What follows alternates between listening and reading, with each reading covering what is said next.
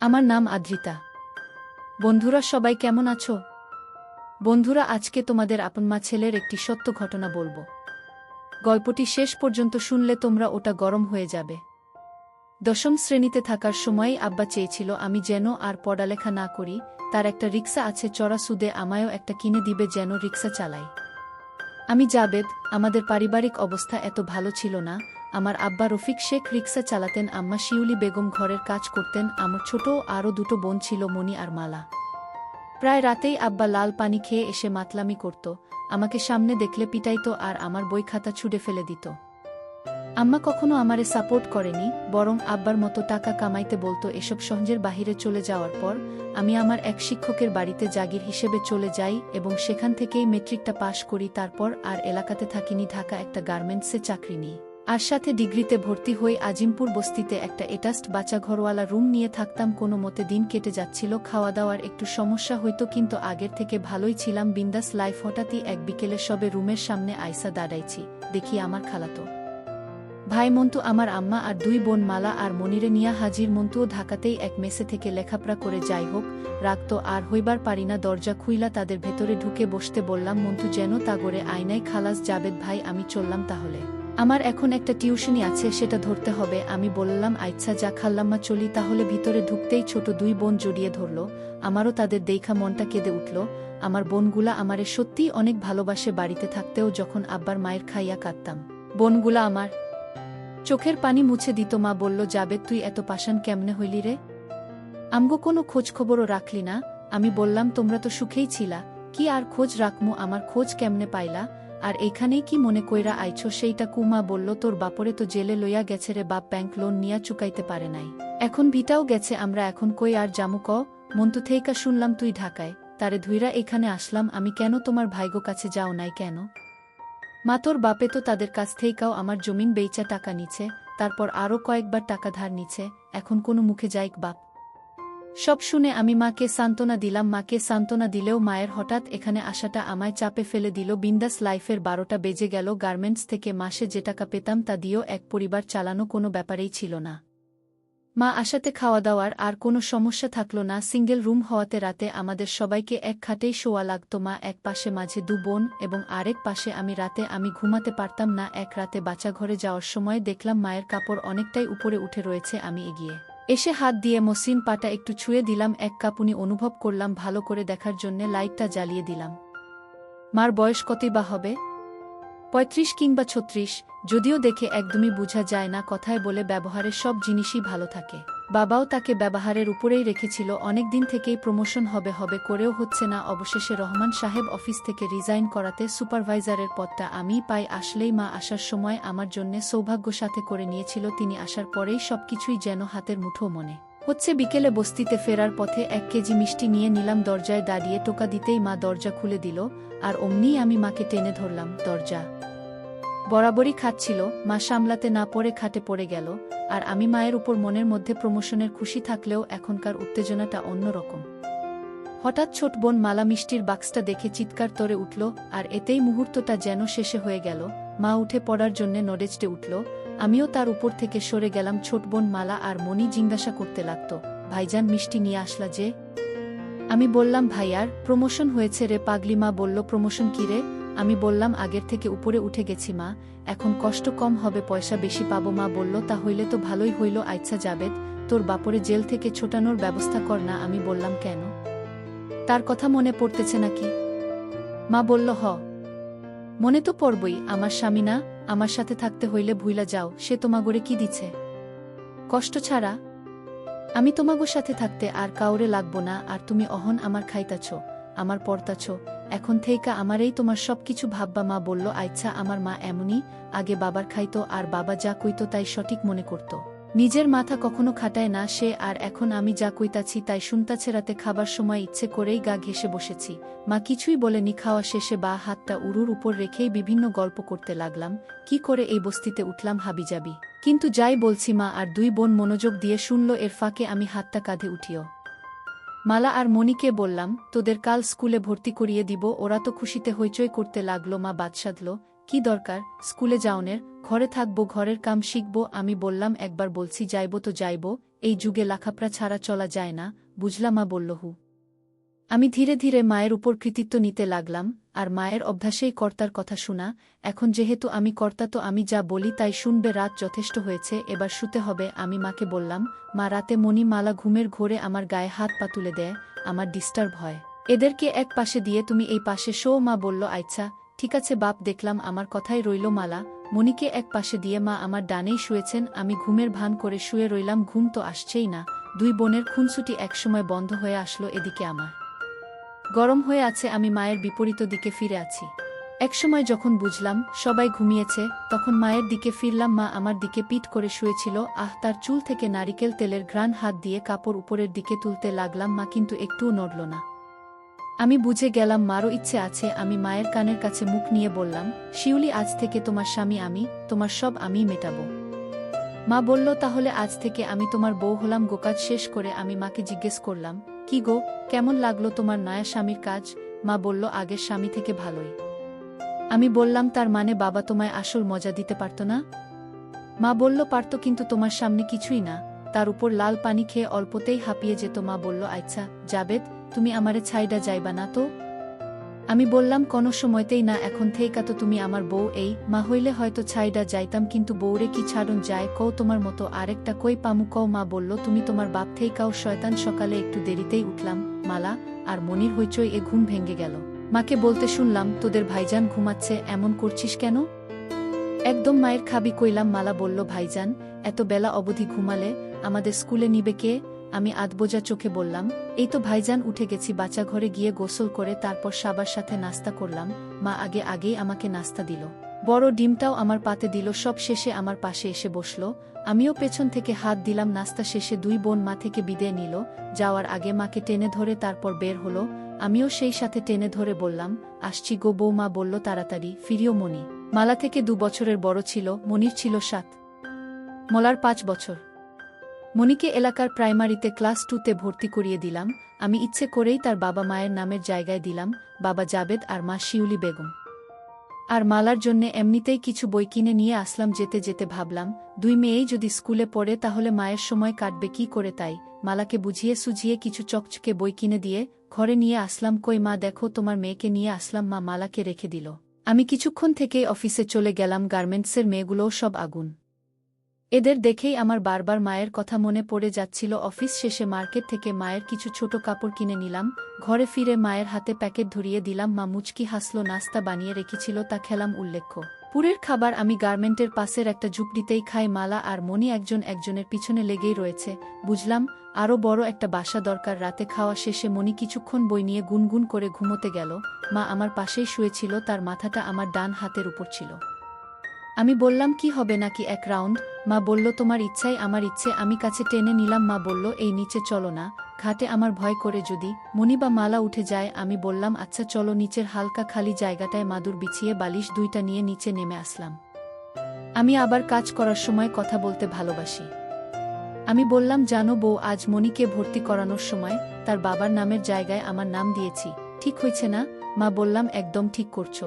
তুমি মনির মার স্বামী হইলে তার আব্বাই তো হইবা। আমি বললাম, এখানে থেকে আরাম পাইতাছি না, কাইকাই নতুন বাসা দেখতাছি। মা বলল, কি দরকার বাড়তি খরচের? একটু কষ্ট হইলেও টেহা তো বাঁচতাছে। আমি বললাম, আরে ধুরো, কত টেহা আইবো যাইবো, আমার বউ তো একটাই, তাই না? মা বলল, কয়দিন পর যখন নিজে বিয়া করে ফেলবা তখন আর এই বউয়ের কথা কি মনে থাকবো? মায়ের এই কথা শুনে আমি গতি বিডিয়ে দিলাম। সকলে ঘুম থেকে উঠতে অনেক দেরি হয়ে গেল। মা আমার পাশে ছিল না, অনেক আগেই উঠে গিয়েছে। মনি স্কুলে যাবে তাই জ্ঞান করছে। আমি কেন এখনো উঠছি না, তাকে স্কুলে দিয়ে আসতে হবে। মালা মাকে জিজ্ঞাসা করছে, মা, ভাইজান কেন নিচে শুইছে? মা বলল, তোর ভাইজানের গরম বেশি, এই কারণেই নিচে শুইছে, যাতে ঠান্ডা হইতে পারে। তাড়াতাড়ি গোসল সেরে নাস্তা করে নিলাম। এমনিতেই দেরি হয়ে গিয়েছে, তাই আর দেরি করলাম না। মনিকে নিয়ে বের হয়ে আসলাম। বোনকে স্কুলে পৌঁছে দিয়ে আমি অফিসের দিকে চললাম। আমার বস হেলাল সাহেব, সেই এক বাজ লোক, তার রুমের পাশ দিয়ে যাওয়ার সময় হাসিঠাট্টার আওয়াজ পেলাম। হয়তো কোনো মেয়ের সাথে রসালো আলাপ করছে। আমি আমার প্রোডাকশনের কাজ দেখতে লাগলাম। মেয়েদের কাজ বুঝিয়ে দিয়ে ডেস্কে গিয়ে বসলাম। ডেলিভারির ফাইল দেখতে দেখতেই সময় কেটে গেল। আজ একটু তাড়াতাড়ি করে অফিস থেকে বের হলাম। একটা বাসা খোঁজা লাগবে। অফিসের পিয়ান মন্টু বলল, মোহনলাল পানিপুরের দিকে নাকি কিছু টিনসেট বাড়ি ভাড়া দেওয়া হয়, তাই সেদিকেই গেলাম। টিনসেট তো পেলাম না, তবে সাইটওয়াল সেমিপাকা একটা বাড়ি দেখতে পেলাম, সামনে পুরনো একটা লোহার গেইটে লেখা বাসা ভাড়া দেওয়া হবে। আমি নাম্বার নিয়ে ফোন দিলাম। একজন বৃদ্ধ মহিলার আওয়াজ। বাসা মালিক। হ্যালো, কে? আমি। আসসালামু আলাইকুম, আমি জাবেদ। উইয়ে বাসা ভাড়ার জন্যে কল দিয়েছিলাম। বাসা মালিক। ও আচ্ছা, আপনি কি বিবাহিত? আমি তো চিন্তায় পড়ে গেলাম, কিন্তু মুহূর্তেই আবার সব চিন্তা উবে গেল। আমি। জি ম্যাডাম, আমার দুটো মেয়েও আছে। বাসা মালিক। তাহলে ঠিক আছে। আমি আসলে আগে একাই থাকতাম, কিন্তু গ্রাম থেকে বউ আর বাচ্চারা আসার পর একটা প্রয়োজন পড়েছে। বাসা মালিক। আচ্ছা আচ্ছা, আমি দারোজানকে দিয়ে গেইটের চাবি পাঠাচ্ছি। আপনি বাড়িটা দেখুন, যদি ভালো লাগে তারপর ভেতরে আসবেন। পাকাক্তা হবে। ঢাকায় সাধারণ এমন বাড়ি চোখে পড়ে না। সামনে কিছু খালি জায়গা, ভেতরে মাকসার ডেরা। জালে আটকে গেলাম। কিচেন রুম ছাড়া 2টা বেডরুম ও একটা ডাইনিং রুম রয়েছে। 2 বেডরুমের একটা এটাস্ট বাচ্চাঘর আছে, আর ডাইনিং রুমেও আরেকটা বাচ্চাঘর রয়েছে। সিম্পলের মধ্যে এই বাসাটাই আমার পছন্দ হয়ে গেল। দারোজান আমাকে দোতলা নিয়ে গেল। দোতলার ডান পাশের ইউনিটে মহিলা থাকেন। ভিতরে যেতেই খুবই বিনয়ীভাবে আপা সম্বোধন করে সালাম দিলাম। আমার চাপ্পাদারি অবশেষে কোনো কাজে আসলো। আমাকে দেখেই তিনি সোফার দিকে ইঙ্গিত করে বসতে বললেন। কি করেন আপনি? একটি গার্মেন্টসের সুপারভাইজার। আপনার পরিবারে কে কে আছে? আমার স্ত্রী আর 2 মেয়ে। আপা, আপনি আমায় তুমি করে বলতে পারেন, তাহলে বোধহয় দুজনেই কমফোর্টেবল ফিল করব। আচ্ছা শুন তাহলে, বাড়িটা আমার অনেক দিন থেকেই খালি পড়ে আছে, যার কারণে এলাকার দখলবাজদের নজরে পড়ে গিয়েছে। তাই মূলত ভাড়া দিতে চাচ্ছি। আসলে এমন একটি পরিবারকেই আমার বাড়িটা ভাড়া দিতে চেয়েছিলাম। আজকাল কত কিছুই হচ্ছে। নতুন নতুন যুবক যুবতীরা পালিয়ে এসে স্বামী স্ত্রী পরিচয় দিয়ে বাসা ভাড়া নিচ্ছে, পরে পুলিশি ঝামেলায় পড়তে হচ্ছে আমাদের মালিকদের, যার কারণে পরিবারে বাচ্চা কাচ্চারা থাকলে তারপরও বিশ্বাস করা যায় যে বাড়িটা পেলে আমারও খুব উপকার হতো। কিন্তু আপা, ভাড়াটা কত দিতে হবে যদি বলতেন? বাড়িটা মূলত এই কারণে ভাড়া দিচ্ছি যেন সেটা অন্তত আমার দখলে থাকে। ভাড়ার টাকাটা আমার কাছে মুখ্য নয়। আমার বাড়িতে থাকতে হলে সব পরিষ্কার পরিচ্ছন্ন করে রাখতে হবে, তারপরেও কিছু ভাড়া তো দিতেই হবে। মহিলা মুচকি হাসলেন। 5,000 করে দিও, প্রতি মাসের 7 তারিখের মধ্যেই দিতে হবে। আর বিদ্যুৎ বিল তোমাদের হোক না সেমি পাকা, ঢাকার মধ্যে 5,000 টাকা অনেক কমেই। তারপরও এমন ভাব করলাম যেন আমার সে দেওয়া সম্ভব নয়। আপা, আরেকটু যদি কম রাখা যেত। আসলে 2 মেয়ের পড়ালেখার খরচ চালাতে প্রতি মাসেই আমাকে হিমসিম খেতে হয়। আচ্ছা শোনো, 4.5 দিও ব্যাস, এর থেকে কমাতে বলো না। আবার অনেক উপকার করলেন। আপা, আমি পকেট থেকে 1 মাসের টাকা বের করে অগ্রিম দিতে চাইলাম। মহিলা নিতে রাজি হয়নি। অ্যাডভান্স লাগবে না, তুমি বরং তোমার স্ত্রী সন্তানদের নিয়ে কালকেই শিফট হয়ে যেও। আমি বাবুলকে বলে দিব ঘর পরিষ্কার করে দিতে। বাবুল মালিক আপার ঝাড়ুদার ছিলেন। আমি বিদায় নিয়ে চলে আসলাম মোহামলাল পানিপুর থেকে সোজা আজিমপুর। মা দরজা খুলে দিতেই ক্লান্ত দেহটাকে বিছানায় এলিয়ে দিলাম। মায়ের ডাকেই তন্দ্রাটা ভেঙে গেল। মা খাটে ঝুঁকে আমায় ডাকছিল। ঘুমিয়ে পড়লা নাকি? ভাত খাবা না? আমি মায়ের এক হাত ধরে টান দিতেই সে নিচে এসে পড়ল। দ্রুতই আমার হাত ছাড়িয়ে নিয়ে উঠে পড়লেন মণি আর মালা। ভাত খাচ্ছিল। তরকারি গরম করেছি, ভাত খেয়ে নেও বাড়ো তুমি। আমি হাতমুখ ধুয়ে বোনদের সাথে যোগ দিলাম। মণি বলল, জানো ভাইজান আজ স্কুলের ম্যাডামে একটা কবিতা মুখস্থ করতে দিচ্ছে। তাই নাকি? তুমি কি মুখস্থ করছো? হুম। ভাইজান তুমি শুনবা নাকি? মাঝখানে মা ধমকে উঠল। মণি তোরে কইছি না খাবার সময় বেশি কথা না বলতে।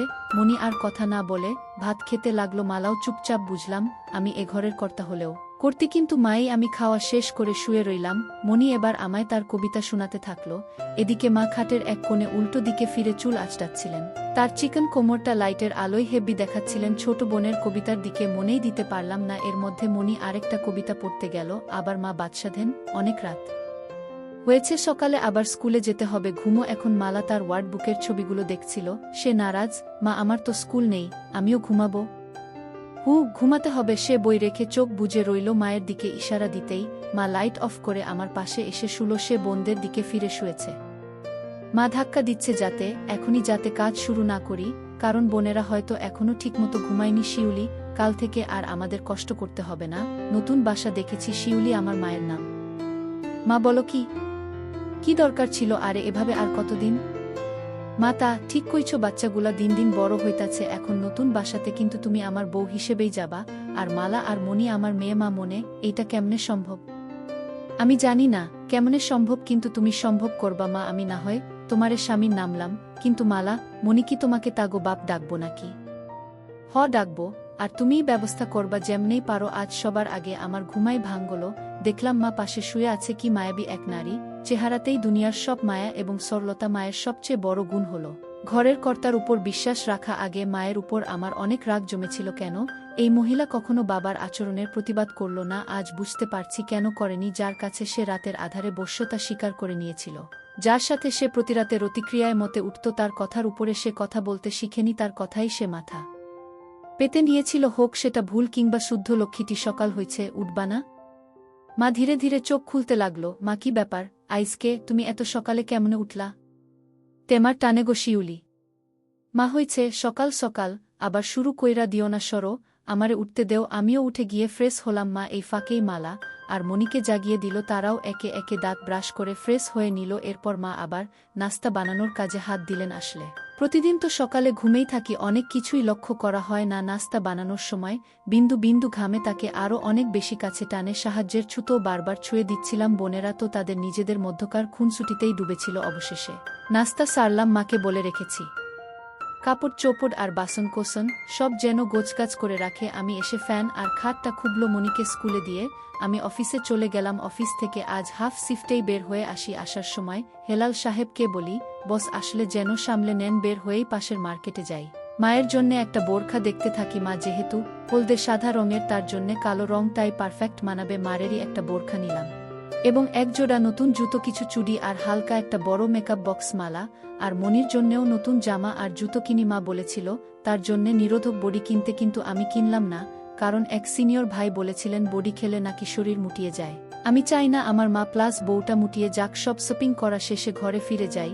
মা অনেক খুশি হলেন, মালাও খুশিতে আত্মহারা। মা ঘরের সব কিছুই গুছিয়ে রেখেছিল। আমি স্কুল থেকে মনিকে নিয়ে আসলাম, তারপর সিলিং ফ্যান ও খাটটা খুলে রাখলাম। মিনি ট্রাক ড্রাইভার রনিকে বলে রেখেছিলাম, ফোন দিতেই চলে আসলো। সব উঠিয়ে নিলাম। বস্তিতে কেউ তেমন পরিচিত ছিল না। এখানকার মানুষকে কখন আসে কখন যায় তারই ঠিক নেই, পরিচয় হবেটা কখন। মা বোরখা পরার পর তাকে পুরোই নায়িকাদের মতো লাগতেছিল। আরও মুখে হালকা মেকআপ করার কারণে বয়সও অনেক কম মনে হয়। মনি, মালা আর আমি সিএনজি করে মোহামলাল পানিপুর গেলাম। মালিক আপাকে ফোন দিতেই বাবুলকে দিয়ে চাবি পাঠিয়ে দিল। তালা খুলে গেটের ভেতরে ঢুকতেই দেখি সেদিনের সম্পূর্ণ উল্টো চিত্র। সেদিন কেমন অপরিষ্কার ছিল, আজ একেবারেই ঝকঝকে বাড়িটা। মায়ের অনেক পছন্দ হলো। বাবুল ভাই চাবি বুঝিয়ে দিয়ে চলে গেলেন। কিছুক্ষণ পর ট্রাক আসলে সেখান থেকে রনির সাথে ধরে সব মালামাল বাহির করে নিই। মোটামুটিভাবে খাট ফ্যান ফিট করার পর রনি সহ আমরা টিফিনকারি করে বয়ে আনা মায়ের রান্না করা মাংসের খিচুড়ি খেলাম। ভাবি খিচুড়িটা অস্থির হয়েছে। আমি কিন্তু রনিকে বলিনি যে সে আমার বউ, কিন্তু রনি অনুমান করে নিল। এ থেকে বোঝা যাচ্ছে শুধু আমার চোখে নয়, বাকিদের চোখেও মাকে কম বয়সী মনে হচ্ছে।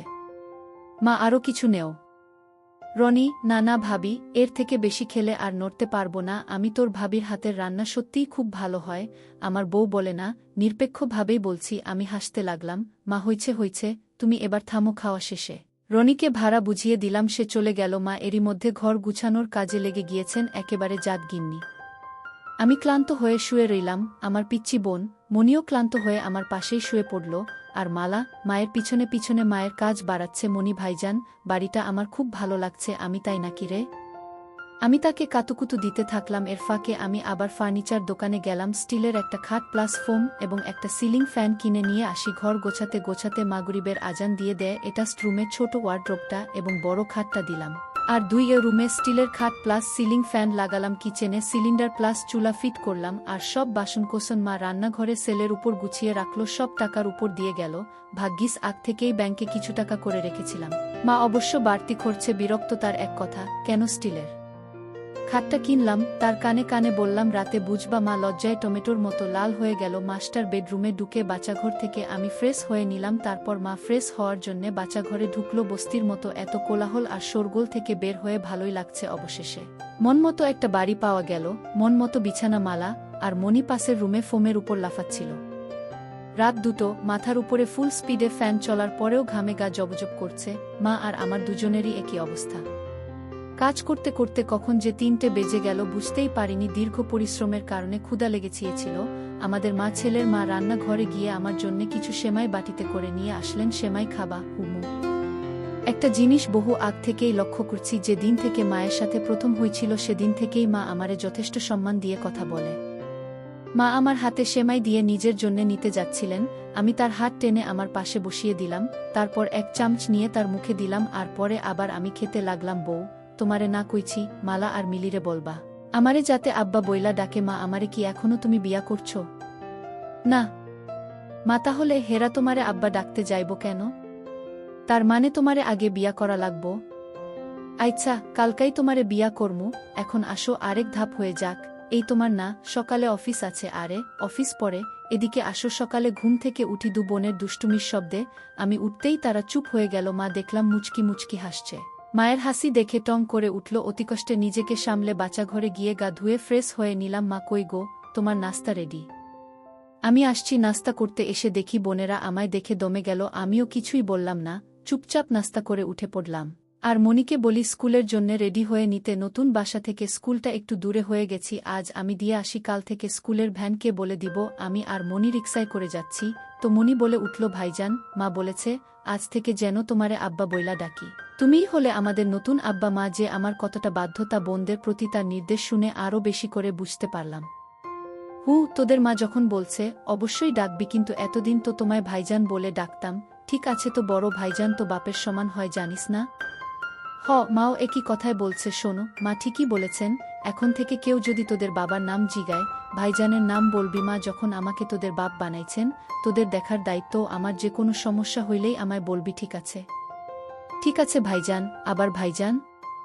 ঠিক আছে আব্বা। ছোট বোনের মুখে আব্বা ডাক শুনে পরাণটা জুড়িয়ে গেল। ছোট বোনের স্কুল চলে আসলো, তাকে টিফিনের জন্য কিছু বাড়তি টাকা দিলাম, আর একটা বিদায় আদর দিয়ে বিদায় নিলাম। অফিসে আজ বড় সাহেব এসেছেন, সবার সাথে আমারও ঘাম ছুটে গেল। যদিও গত এক মাসের প্রতিটি ডেলিভারির হিসেব আমার কারাই ছিল, কিন্তু হেলাল সাহেব অফিসে মেয়ে নিয়ে ব্যস্ত থাকায় তার হিসেবে গোলমাল দেখা দিল। বড় সাহেবের আমার মুখের তেমন একটা লাগাম নেই।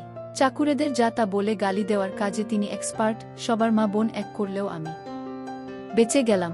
তারপরও সারাদিন এক মুহূর্ত ফুরসত মিলেনি আমার সুন্দরী মাকে নিয়ে ভাবার। বেটা সারাটা দিন আমাকে আগামী মাসের অর্ডারগুলোর হিসেবে ব্যস্ত করে রাখল। বৃহস্পতিবারেও ফুল টাইম অফিস করে। যখন বাসায় আসলাম ভীষণ ক্লান্ত লাগছিল। ঘরে ঢুকেই হাত মুখ ধুয়ে চেয়ারে বসে পড়লাম। মাকে ঠিক কি বলে ডাকবো বুঝতে পারছিলাম না। মা যেহেতু বোনদের বলেছে আমাকে বাবা বলে ডাকতে, তাই তাদের সামনে তো আর মাকে মা বলে ডাকা যায় না। এখন থেকে আমাকে তাদের বাবার মতো আচরণ করতে হবে, এবং মায়ের সাথে তাদের বাবা মানে আমার বাবার মতোই থাকতে হবে। তবেই তো ছোট বোনগুলো আমাকে বাবা বলেই মেনে নিবে। আর মা তার স্বামী হিসেবে আমার বাবা মাকে জাবেদের মা বলে ডাকত। বাবা কি তখন আর জানত যে একসময় এই জাবেদেই তার জায়গা দখল করে তার বউয়ের স্বামী হবে? মাকে মনির মা বলে ডাকতে মন্দ হয় না, দেখি কাজ হয় কিনা। মনির মা কই গেলা? এই তো রান্না ঘরে, আমারে এক কাপ চা দিয়া যাও। এদিকে দেখলাম মালা আমার দিকে কেমন ভয়ে ভয়ে তাকাচ্ছে। আমি পকেট থেকে তার জন্যে আনা চকলেটের প্যাকেটটা বাড়িয়ে দিতেই দেখলাম তার ভয়টা দূর হয়ে গেল। এগিয়ে এসে আমার থেকে প্যাকেটটা নিল। এইতে আব্বু, তোর জন্যে এনেছি। মালা দৌড়ে গিয়ে মনির কাছে চলে গেল, আর তাকে বলতে শুনলাম, দেখেছিস আপু, নতুন আব্বা কত ভালো, আমার জন্যে চকলেট এনেছে। মনি আর মালা এবার চকলেট নিয়েই মজে গেল। আসলে এই বয়সে সেসব বাচ্চাগুলো ছোট থেকেই অনিশ্চয়তার মধ্যে বেড উঠে তাদের কাছে বাবা বা ভাই এর মানেটা কোনো মাইনেই রাখে না। একমাত্র মাইনে রাখে এদের মা। এদের মা যদি কাউকে দেখিয়ে বলে এই তোর বাবা, তাহলে সেই ব্যক্তিকেই তারা বাবা মেনে নেই। মা চা নিয়ে আসলো। মায়ের কপালে আর নাকের ডগায় বিন্দু বিন্দু ঘাম জমেছিল, তাতে তার সৌন্দর্য যেন আরও বহুগুণে বেড়ে গিয়েছে। মা চা দিয়ে তাড়াহুড়ো করে চলে যেতে চাইল, কিন্তু আমি হাতটা ধরে দাঁড় করিয়ে দিলাম। এই এখন না, ঘুমাবার সময় চুলায় তরকারি দিয়ে আসছি, পুড়ে যাবে তো। আর এইদিকে যে আমার পুড়তাছে, তার কি হইব? তোমার কি পুড়তাছে? আমি চেয়ারে বসা ছিলাম, মাকে টেনে বসিয়ে নিচ থেকে শক্ত হওয়া বুঝিয়ে দিলাম। মনি আব্বা আব্বা বলে ডাকতে ডাকতে বাড়ি মাথায় তুলেছে। মা গিয়ে বকা দিল, এত জোরে চিৎকার দিচ্ছিস কেন রে? আমিও সেদিকে গেলাম। কি হয়েছে রে মা? আব্বা, শনিবারে স্কুলে সবার বাবা মা যাইব, তোমাদেরও যাইতে হইব। সে একটা আমন্ত্রণপত্র ব্যাগ হতে বের করে আমার হাতে দিল। দেখলাম প্যারেন্টস মিটিংয়ের কার্ড, এবং একান্ত উপস্থিতি নাকি আবশ্যক। আচ্ছা যাব, আমি আর তোর আম্মা দুজনেই যাব। চিন্তা করিস না। এদিকে খিদায় পেটটা চোচো করছে। কই তোমার হলো? হইছে। তোমরা সবাই খাইতে আসো। মা সবার আগে আমার জন্যেই প্লেট সাজিয়ে দিল। মুরগি এনেছিলাম, তাই রান্না করেছে। মায়ের রান্নার আসলেই কোনো জবাব নেই। খাওয়ার পর বোনগুলোকে নিয়েও কিছুক্ষণ দুষ্টুমি করলাম। একসময় মায়ের বাঁকা খেয়ে দুজনেই শুয়ে পড়ল। আমি আজ সেকেন্ড বেডরুমে শুলাম।